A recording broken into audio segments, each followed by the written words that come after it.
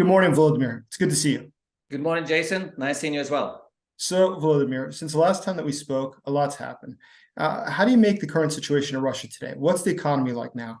I think Russian economy is somewhat on the edge, right? And so we are thinking about economy where even exchange rate cannot be fully trusted, right? So it's not tradable currency, it's not working, it's not operating by market laws, right? So it's being completely controlled by the authorities. At any point of time, you can get either official or unofficial warning, oh, look, you shouldn't trade your currency above this limit, or you shouldn't be trying to buy that much currency, right? But even if you're looking at that, we can see that the exchange rate is increasing. Now you need to pay increasingly more rubles per dollar.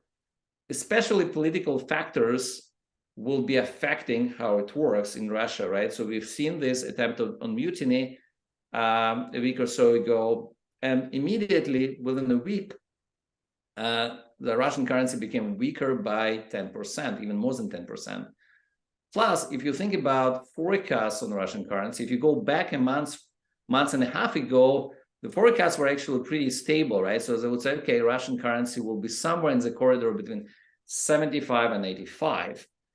Now you're looking at average forecast maybe being 130 by the end of the year, and the corridor is much wider. That's between 110 and 150. And that's, again, the corridor kind of without having new extreme events in the future.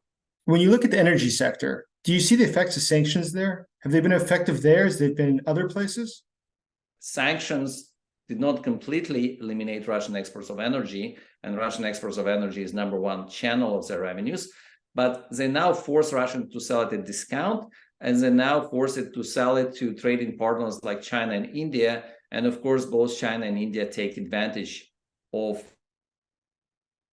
to buy Russian oil at discount, and they do that, and now also they are, for example, Indian banks say India does not recognize sanctions, so they do buy Russian oil, as we know. But Indian banks want to be careful, and they don't want to pay in US dollars for Russian energy, so they were attempting to pay it in Indian rupees, and then Russia doesn't want to do that, right? So then nobody wants ruble. So it seems that there is now an official compromise, which nobody recognizes explicitly, but anonymous sources talk about, is that it's trying to pay maybe in Chinese currency yuan, even though India is not that eager to do that because they have their differences with China, right? But all of these additional kind of things, they remove the profit margin of Russian exports, and plus when you sell it, you should buy goods immediately, either in China or in India, right? So you cannot make these big savings. It's very difficult to reallocate these savings